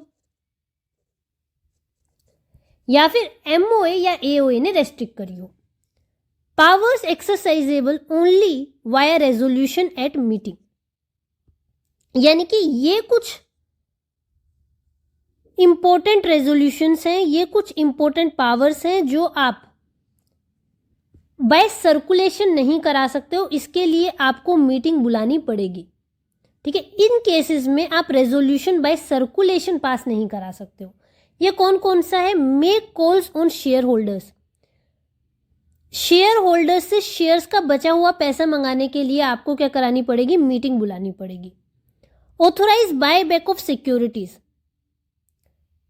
आपको सिक्योरिटीज का बाय बैक ऑथोराइज करना है तो आपको मीटिंग बुलानी पड़ेगी। Issue securities including debentures. नए शेयर्स या डिबेंचर्स इशू करने के लिए भी आपको मीटिंग बुलानी पड़ेगी। और क्या है, बोरोइंग, अगर आप लोन ले रहे हो उसके लिए भी आपको मीटिंग बुलानी पड़ेगी। इन्वेस्टमेंट, कंपनी का अगर आपको सरप्लस फंड इन्वेस्ट करना है तो भी मीटिंग बुलानी पड़ेगी। लोन्स एंड गारंटीज, किसी को आपको लोन देना है या गारंटी देनी है, सिक्योरिटी प्रोवाइड करनी है तो भी मीटिंग बुलानी पड़ेगी। फाइनेंशियल स्टेटमेंट्स, अगर आपको बैलेंस शीट और profit and loss account approve कराना है तो भी आपको मीटिंग बुलानी पड़ेगी। डाइवर्सिफाई बिजनेस और अप्रूव मर्जर एंड अमालगमेशन, इस केस में भी आपको मीटिंग बुलानी पड़ेगी। अगर आप नया बिजनेस शुरू करना चाहते हो या एग्जिस्टिंग बिजनेस को बढ़ाना चाहते हो तो मीटिंग बुलानी पड़ेगी। किसी दूसरी कंपनी के साथ आप मर्ज कर रहे हो या टेक ओवर अप्रूव कराना है तो भी आपको मीटिंग बुलानी पड़ेगी। नेक्स्ट, पॉलिटिकल डोनेशन, अगर आपको सेक्शन 182 के अंदर पॉलिटिकल डोनेशंस देना है तो भी आपको मीटिंग जो है बुलानी पड़ेगी।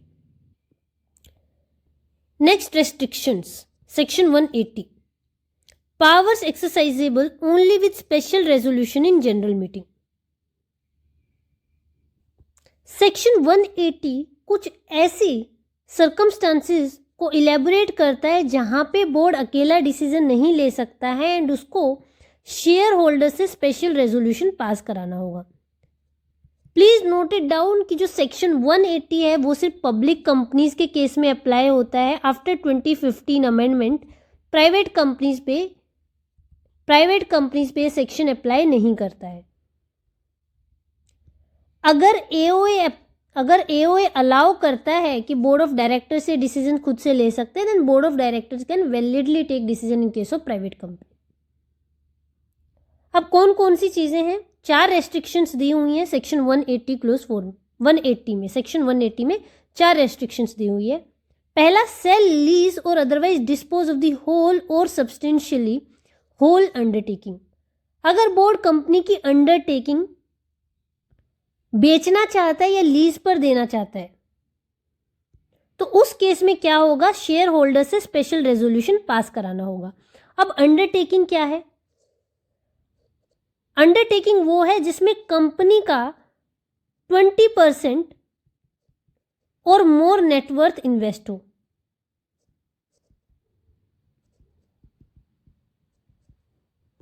या फिर जो कंपनी की 20%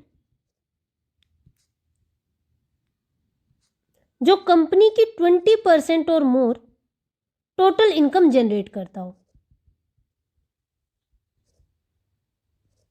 तो उसको हम क्या बोलेंगे, उसको हम बोलेंगे अंडरटेकिंग। या तो 20% और मोर नेटवर्थ इन्वेस्टेड हो जिसमें, उसको हम अंडरटेकिंग बोलेंगे। या फिर कंपनी का 20% और मोर टोटल इनकम जहां से जनरेट होती है हम उसको अंडरटेकिंग बोलेंगे। Next, invest otherwise in trust securities the amount of compensation received after amending. अगर कंपनी का किसी दूसरी कंपनी के साथ मर्जर या अमालगमेशन हुआ और बदले में आपको कंपनसेशन मिला है तो उस पैसे को ट्रस्ट सिक्योरिटीज के अलावा अगर आप कहीं और इन्वेस्ट कर रहे हो तो उसके लिए आपको स्पेशल रेजोल्यूशन पास कराना होगा। Next, borrow money where total borrowing exceeds paid up capital plus free reserves plus securities premium. यानी कि अगर कंपनी बोरोइंग लेती है एंड वो बोरोइंग एक्सीड कर जाती है paid up capital plus free reserves and securities premium से, तो आपको स्पेशल रेजोल्यूशन पास कराना पड़ेगा। लेकिन इसमें एक एक्सक्लूजन है। वो एक्सक्लूजन क्या है? अगर company day to day business के लिए टेम्पररी लोन्स लेती है तो वो इस लिमिट में काउंट नहीं होगी। नेक्स्ट, रेमिट और give time for repayment of any debt due from a director. Remit का मतलब क्या होता है? रेमिट का मतलब होता है माफ कर देना। अगर किसी डायरेक्टर ने कंपनी से लोन लिया है, और बोर्ड अब चाहता है कि इस कर्जे को हमें माफ कर देना है या फिर इसको एक्स्ट्रा टाइम देना है, तो इस केस में बोर्ड को क्या करना पड़ेगा? बोर्ड अकेला डिसीजन नहीं दे सकता है, इसमें शेयर होल्डर्स का परमिशन चाहिए एंड स्पेशल रेजोल्यूशन पास कराना होगा शेयर होल्डर्स से। Now moving on to sections 181 to 183। Section 181 to 183 deal करता है कॉर्पोरेट कंट्रीब्यूशन से। कॉर्पोरेट कंट्रीब्यूशन से ये सेक्शंस आपको बताते हैं कि कंपनी कितना और कैसे डोनेशंस दे सकती है। Section 181 charitable contributions. Board can contribute up to 5% of the average net profits. Excess requires prior ordinary resolution in general meeting. Company किसी भी बोनाफाइडी चैरिटेबल या अदर फंड्स में पैसा डोनेट कर सकती है। अब इसमें क्या होगा, बोर्ड ऑफ डायरेक्टर्स अकेले बिना शेयर होल्डर्स के अप्रूवल के 5% of average net profits of the 3 immediately preceding financial year donate कर सकते हैं। लेकिन अगर इनको एक्सीड करना है 5% को, तो अब इनको परमिशन चाहिए होगी शेयर होल्डर्स की। शेयर होल्डर्स ऑर्डिनरी रेजोल्यूशन से इसको पास करेंगे। यहां पे एक की नोट ये है, जो चैरिटेबल पर्पस है वो बोनाफाइडी होना चाहिए। Next section 182 political contributions. Prohibited for government companies. No limit for others but must be authorised by resolution. According to section 182 company किसी भी पॉलिटिकल पार्टी या किसी भी पर्सन को पॉलिटिकल पर्पस के लिए पैसा दे सकती है। अब कौन पॉलिटिकल कंट्रीब्यूशन नहीं दे सकता है? पहला, गवर्नमेंट कंपनी जो है वो पॉलिटिकल कंट्रीब्यूशंस नहीं कर सकती है। सेकंड, जो आपकी न्यू कंपनी है जिसको इनकॉर्पोरेट हुए 3 साल नहीं हुए हैं, तो उस केस में क्या है, वो कंपनी भी पॉलिटिकल कंट्रीब्यूशंस नहीं कर सकती है। आप कितना पॉलिटिकल कंट्रीब्यूशंस कर सकते हो? कितना भी कर सकते हो। 2017 से पहले इसमें 7.5% की लिमिट थी, अब वो लिमिट हट गई है, तो अब कितनी भी जो है आप कंट्रीब्यूशंस कर सकते हैं। इस केस में क्या है, रेजोल्यूशन पास करेंगे बोर्ड डायरेक्टर्स। यहां पे बस बोर्ड रेजोल्यूशन पास कराना जरूरी है, आपको शेयर होल्डर्स की परमिशन की रिक्वायरमेंट नहीं है। यहाँ पे एक चीज आपको याद रखनी है कि जब आप ये कॉन्ट्रीब्यूशंस करोगे, आप कैश में नहीं कर सकते हो। किस में कर सकते हो आप? अकाउंट पे ही चेक से कर सकते हो, अकाउंट पे ही चेक से कर सकते हो, ड्राफ्ट से कर सकते हो, इलेक्ट्रॉनिक मीन से कर सकते हो, लेकिन आप कैश में नहीं कर सकते हो। ऑल्सो जब आप कॉन्ट्रीब्यूट करते हो पॉलिटिकल, उस केस में आपको प्रॉफिट एंड लॉस अकाउंट में पॉलिटिकल पार्टी का नाम,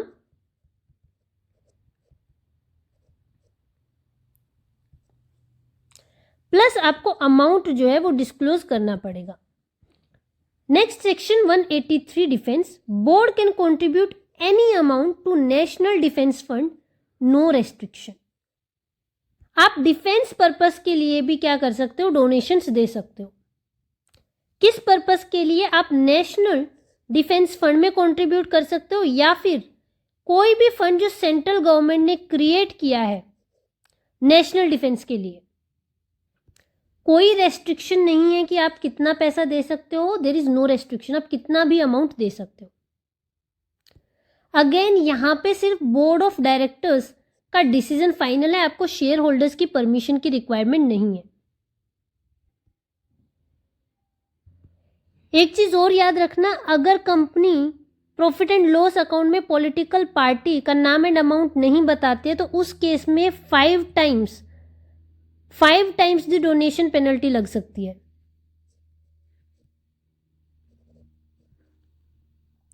now section number 184 transparency. Section 184 deal करता है डिस्क्लोजर ऑफ इंटरेस्ट।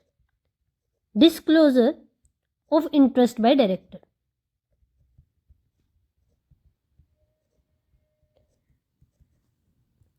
अगर डायरेक्टर इन्वॉल्व है, अगर डायरेक्टर इंटरेस्टेड है, तो उस केस में उसको इन्फॉर्म करना होगा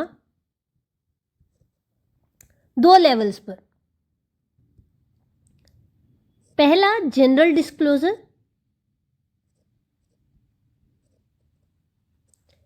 and second special disclosure. General notice given at first meeting of board every financial year in the form DIR 8. Her director को अपने नेचर ऑफ इंटरेस्ट डिस्क्लोज करने होते हैं. ये कब डिस्क्लोज करेगा? पहली बोर्ड मीटिंग में, फर्स्ट बोर्ड मीटिंग में डिस्क्लोज करेगा. अगर वो पहली बार ज्वाइन हो रहा है तो फर्स्ट बोर्ड मीटिंग में. फिर हर फाइनेंशियल ईयर की पहली बोर्ड मीटिंग जो होगी उसमें. एंड अगर बीच में आपका इंटरेस्ट चेंज हुआ है, साल के बीच में अगर आपका इंटरेस्ट चेंज हुआ है तो आपको नेक्स्ट बोर्ड मीटिंग में डिस्क्लोज करना होगा. Next specific disclosure in every contract और अरेंजमेंट वेयर इंटरेस्टेड. ये किस केस में अप्लाई होता है? अगर कंपनी किसी ऐसी एंटिटी के साथ में कॉन्ट्रैक्ट या अरेंजमेंट कर रही है जिसमें डायरेक्टर किसी बॉडी कॉर्पोरेट में या तो अकेले या अदर डायरेक्टर के साथ मिलके greater than equal to 2% share hold कर रहा है, या फिर फर्म और एंटिटी के केस में या तो वो प्रोमोटर है या वो मैनेजर है या वो सीईओ है. तो इस केस में डायरेक्टर को मीटिंग में अपना इंटरेस्ट डिस्क्लोज करना होगा. And now he can not take part in the discussion और वोटिंग. वो किसी में भी पार्टिसिपेट नहीं करेगा. आप director must not participate in discussion और वोट ऑन सच रेजोल्यूशन. इसी के साथ हम रीड करते हैं section 189, that is register of contracts और अरेंजमेंट्स. ट्रांसपेरेंसी को मेंटेन करने के लिए कंपनी एक रजिस्टर मेंटेन करती है जो कि होता है फॉर्म MBP4. अब इसमें क्या होता है? इस रजिस्टर में कंटेन होते हैं वो सभी कॉन्ट्रैक्ट्स की डिटेल जिसमें डायरेक्टर्स इंटरेस्टेड हैं. ये रजिस्टर कहाँ रखा जाएगा? कंपनी के रजिस्टर्ड ऑफिस पे रखा जाएगा. एंड इसको आपको परमानेंटली प्रिजर्व करना होता है.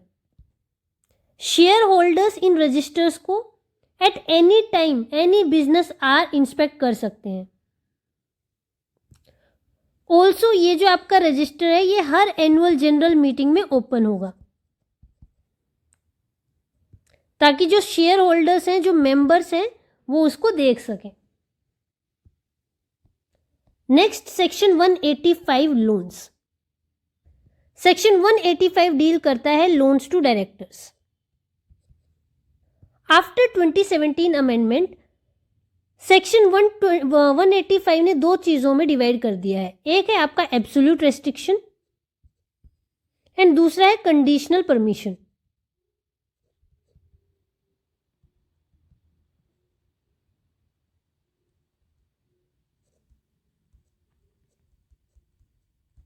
Absolute prohibition. Company cannot give loan, guarantee, security to director or directors of holding company or their partners or relatives. Company direct या इनडायरेक्ट लोन, गारंटी या सिक्योरिटी नहीं दे सकती है अपने किसी डायरेक्टर को या डायरेक्टर्स को या उसके होल्डिंग कंपनी के डायरेक्टर को या डायरेक्टर के किसी पार्टनर को या डायरेक्टर के किसी रिलेटिव को या किसी फर्म को जिसमें डायरेक्टर या उसका रिलेटिव जो है पार्टनर हो. उनको कंपनी लोन नहीं दे सकती है. कंडीशनल परमिशन क्या है? Special resolution plus purpose. Loans to persons in whom director is interested. Example, private company where he is director allowed if special resolution is passed and loan used for principal business activities.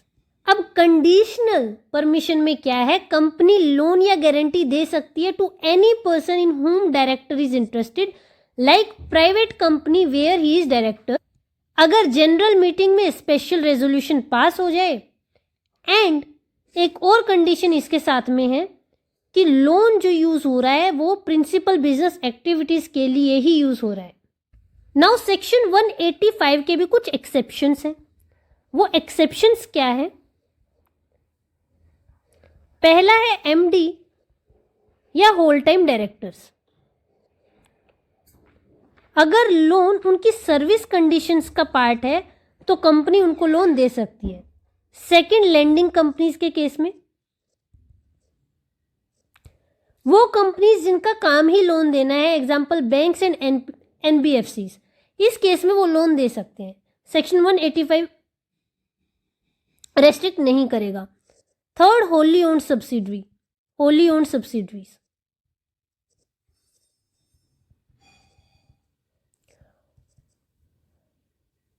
Company अपनी होली owned सब्सिडरीज को loan या guarantee दे सकती है अगर वो बिजनेस यूज के लिए हो। Moving on to section number 186, inter corporate loans and investments.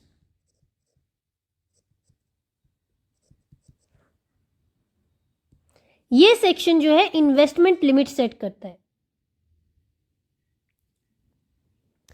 60% limits क्या है? 60% of paid up capital plus free reserves plus securities premium और 100% of free reserves plus security premium, whichever is higher.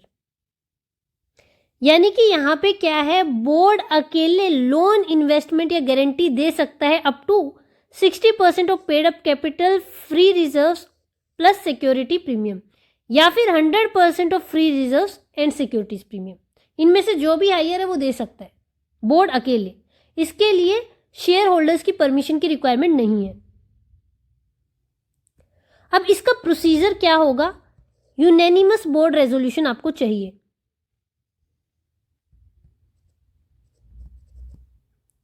यानी कि board meeting में जितने भी directors हैं वो सब इसको अप्रूव करेंगे, तो ही क्या होगा, आप ऐसा लोन ग्रांट कर सकते हो।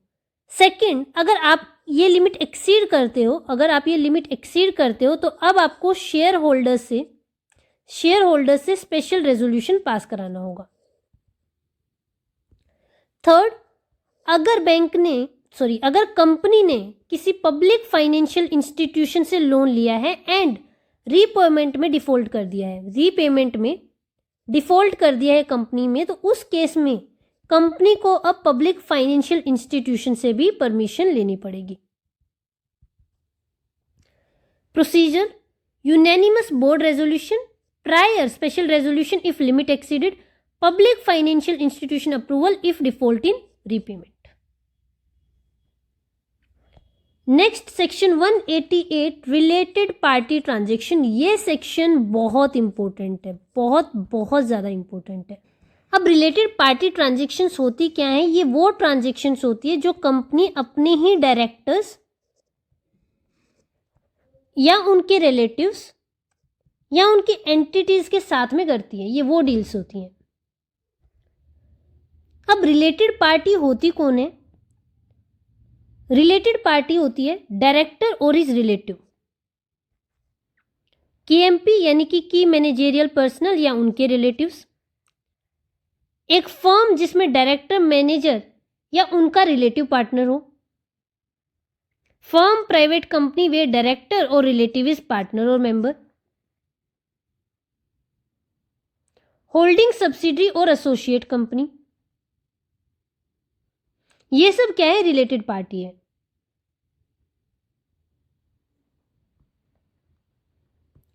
नो, अब रिलेटेड पार्टी में कौन कौन सी ट्रांजेक्शन्स कवर होती हैं? Cover sale, purchase, leasing services between related parties. Goods या मटेरियल का सेल, परचेज या सप्लाई करना इंक्लूड होगा। प्रॉपर्टी को सेल, जैसे कि आपकी लैंड या बिल्डिंग है, इसको सेल, परचेज या लीज करना भी इंक्लूड होगा। सर्विसेज लेना या देना भी इंक्लूड होगा। गुड्स या प्रॉपर्टी की परचेज या सेल के लिए एजेंट्स को अपॉइंट करना भी इंक्लूड होगा। सिक्योरिटीज का अंडर राइटिंग भी इंक्लूड होगा। अब इस केस में क्या होगा, अगर आपको रिलेटेड पार्टी ट्रांजेक्शन्स करनी है उस केस में बोर्ड की कंसेंट चाहिए, necessary for all RPTs. Her RPT के लिए बोर्ड मीटिंग में रेजोल्यूशन पास कराना मैंडेटरी है। यहां पे एक चीज इंपॉर्टेंट है कि यहां पे आप रेजोल्यूशन बाय सर्कुलेशन नहीं कर सकते हो। रेजोल्यूशन बाय सर्कुलेशन इस केस में अलाउड नहीं होता है, आपको मीटिंग बुलानी पड़ेगी। आर्म्स लेंथ ये जो है ये सबसे बड़ा डिफेंस है for RPT. Section 188 does not apply to transaction in ordinary course of business at length price, at arm's length price.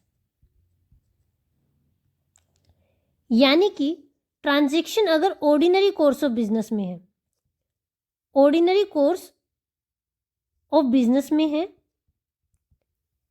And transaction अगर आर्म लेंथ बेसिस पे है,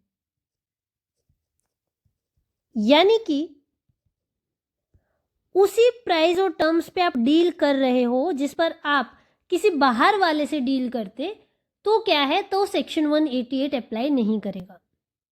special resolution required if transaction exceed specified threshold in rules. अगर transaction की value rules में दी गई threshold limit को exceed करती है तो उस केस में आपको क्या करना पड़ेगा, शेयर होल्डर से स्पेशल रेजोल्यूशन पास कराना होगा। Sorry, I am extremely sorry, तो आपको शेयर होल्डर से ऑर्डिनरी रेजोल्यूशन पास कराना होगा। इस केस में ऑर्डिनरी रेजोल्यूशन पास होता है अगर आरपीटी थ्रेशोल्ड लिमिट एक्सीड करती है एज पर द रूल्स। इसमें एक और चीज इंपॉर्टेंट है कि वो शेयर होल्डर्स जो रिलेटेड पार्टी है वो इस रेजोल्यूशन पर वोट नहीं करते हैं। अगर बिना अप्रूवल आप ट्रांजेक्शन जो है वो करते हैं, उस केस में 3 मंथ्स का टाइम होता है आपके पास कि आप इसको रेक्टिफाई करा लो। यानी कि आप बोर्ड से परमिशन ले लो अगर थ्रेशोल्ड लिमिट के अंदर है, या फिर अगर थ्रेशोल्ड लिमिट एक्सीड कर रही है तो आप क्या करो, शेयर होल्डर्स का अप्रूवल ले लो बाय ऑर्डिनरी रेजोल्यूशन। अगर आप ऐसा नहीं करा पाते हो विद इन 3 मंथ्स तो ये जो कॉन्ट्रैक्ट है ये वॉइडेबल हो जाता है। And if you violate this provisions तो लिस्टेड कंपनीज के केस में पेनल्टी होती है up to 25 lakh of fine, and in the case of other companies up to 5 lakh.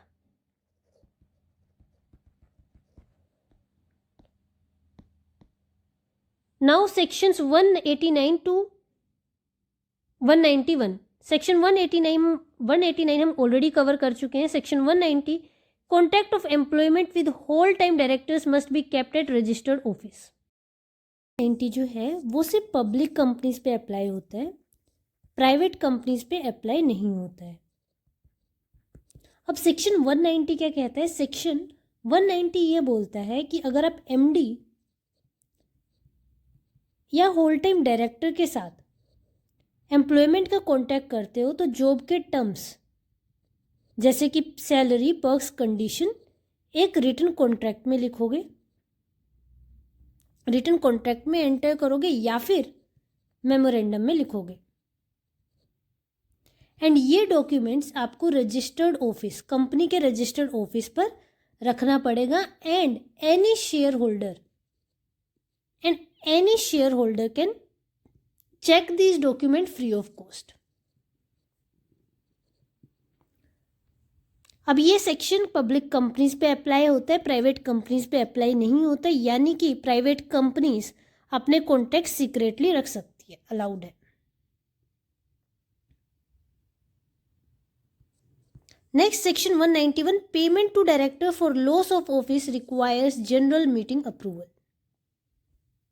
अब सेक्शन 190 क्या बोलता है, सेक्शन 190 बोलता है कि जब कोई डायरेक्टर को निकाला जा रहा है या फिर कंपनी वो खुद से कंपनी छोड़ रहा है, उस केस में आप अगर डायरेक्टर को कंपनसेशन देते हो for the loss of his office, specially जब कंपनी को टेक ओवर किया जा रहा है, तो उस केस में आपको क्या चाहिए होगा, आपको जनरल मीटिंग में शेयर होल्डर्स का अप्रूवल चाहिए। एंड जनरल मीटिंग में शेयर होल्डर्स क्या पास करेंगे? Share holders ordinary resolution pass करेंगे एंड तभी आप उसको कंपनसेशन दे पाओगे। आपको कंप्लीटली डिस्क्लोज करना है शेयर होल्डर्स को, अच्छे से आपको बताना है कि आप कितने पैसे देने वाले हो as a compensation to the director and क्यों देने वाले हो। Next section 192 non cash. No company shall enter into an arrangement by which a director of the company or its holding or subsidiary acquires assets from the company for consideration other than cash unless prior approval is accorded by ordinary resolution in general meeting. Valuation must be done by registered valuer. अब listen, ये section कब apply होता है? ये section तब apply करता है जब कंपनी किसी डायरेक्टर से या डायरेक्टर के रिलेटिव से कोई नॉन कैश एसेट खरीद रही हो, या फिर डायरेक्टर कंपनी से कोई नॉन कैश एसेट जो है वो खरीद रहा हो, जैसे कोई प्रॉपर्टी, कोई गुड्स। ये क्या है? ये है आपकी नॉन कैश एसेट्स। ये जो डायरेक्टर होंगे ये सिर्फ कंपनी के डायरेक्टर्स नहीं इंक्लूड होंगे इसमें, सिर्फ इसमें होल्डिंग या सब्सिडरी या फिर एसोसिएट कंपनी के जो डायरेक्टर्स हैं वो भी डायरेक्टर की एम्बिट में कवर होंगे। अब सेक्शन 192 ये कहता है कि अगर आप ऐसे नॉन कैश एसेट में इन्वॉल्व हो रहे हो, आप अग्रीमेंट कर रहे हो, उस केस में आप तब तक उस अग्रीमेंट में एंटर नहीं कर सकते हो जब तक कंपनी की जनरल मीटिंग में प्रायर रेजोल्यूशन पास ना हो जाए। ठीक है, तो आपको क्या कराना पड़ेगा? जनरल मीटिंग में रेजोल्यूशन पास कराना पड़ेगा बाय ऑर्डिनरी रेजोल्यूशन जो है वो पास होगा। क्योंकि यहाँ पे जो एसेट है वो कैश में नहीं है, तो एसेट की वैल्यू डिटरमाइन करना बहुत ज़रूरी है। एंड इस वैल्यू को डिटरमाइन कौन करेगा? इस वैल्यू को डिटरमाइन करेगा रजिस्टर्ड वैल्यूअर। रजिस्टर्ड वैल्यूअर अपनी रिपोर्ट में एक फेयर वैल्यू लिखेगा एंड शेयर होल्डर्स को ये पता चलेगा कि ये जो डील है ये फेयर है या फेयर नहीं है। अगर सेक्शन 192 की कंडीशंस फुलफिल नहीं होती है तो वो कॉन्ट्रैक्ट हो जाता है वॉइडेबल।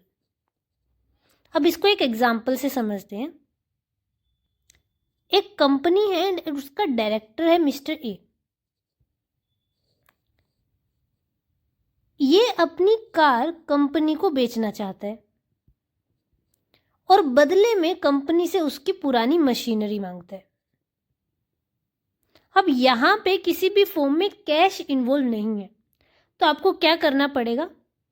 पहला, आप रजिस्टर्ड वैल्यूअर से वैल्यू निकलवाओगे। उसके बाद आप शेयर होल्डर्स की मीटिंग बुलाओगे।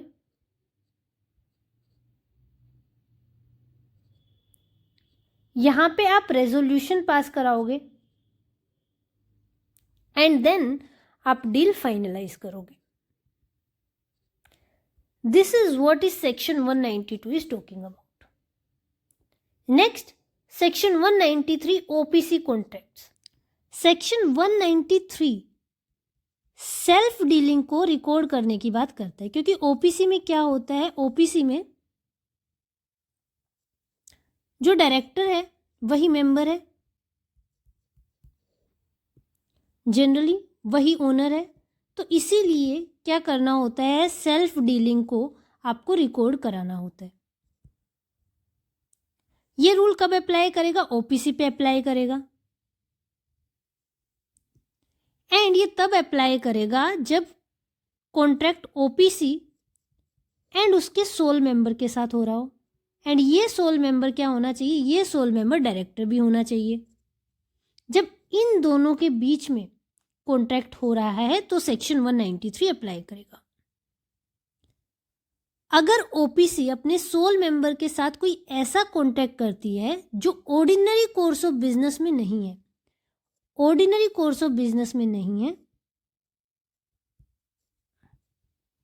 तब इसको क्या कराना पड़ेगा? तब ये कॉन्ट्रैक्ट रिटन में होना चाहिए, और अगर रिटन में नहीं है तो मेमोरेंडम में होना चाहिए, या फिर बोर्ड मीटिंग के मिनट्स में रिकॉर्ड होना चाहिए। ये मैंडेटरी है, इनमें से कोई भी चलेगा। एंड अगर ऑर्डिनरी कोर्स ऑफ बिजनेस में ट्रांजैक्शन हुई है, उस केस में सेक्शन 193 अप्लाई नहीं करेगा। सेक्शन 193 अप्लाई ही तब करेगा जब transaction ordinary course of business में ना हो रही हो। अब कंपनी क्या करेगी? कंपनी कॉन्ट्रैक्ट की जानकारी देगी आरओसी को विद इन 15 डेज, राइट? तो this is mandatory under section 193। 15 दिन के अंदर अंदर आरओसी को इन्फॉर्म करा जाएगा। नाउ सेक्शंस 194 एंड 195 अभी ये ओमिट हो चुके हैं, सो अभी पढ़ने की ज़रूरत नहीं है। If you want to you can, but अभी ज़रूरत नहीं है। Now let us move to the case law. Tata Consultancy Services, TCS.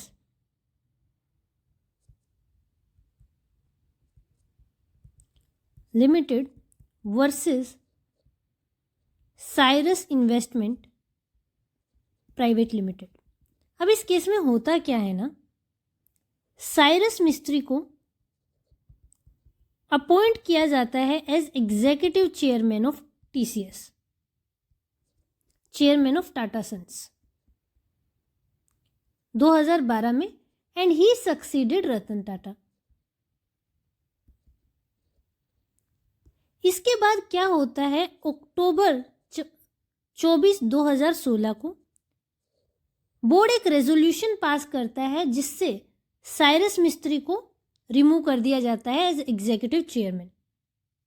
अब साइरस मिस्त्री की जो फैमिली फर्म्स हैं वो कंप्लेंट फाइल करती हैं under section 241 and 242 companies act, aliasing कि ऑपरेशन एंड मिसमैनेजमेंट हो रहा है by the majority share holders यानी कि टाटा ट्रस्ट द्वारा। इन्होंने एलिगेशंस क्या लगाए? ऑपरेशन एंड मिसमैनेजमेंट का एलिगेशन लगाया।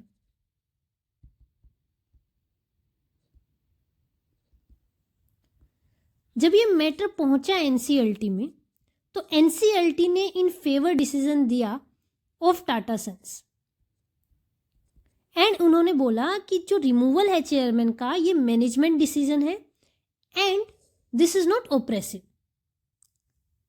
देन लीगल बैटल चलती है, एनसीएलटी में केस पहुंचता है। यहां पे एनसीएलटी का डिसीजन रिवर्स किया जाता है एंड साइरस मिस्त्री को री इंस्टेट करते हैं एज एग्जीक्यूटिव चेयरमैन।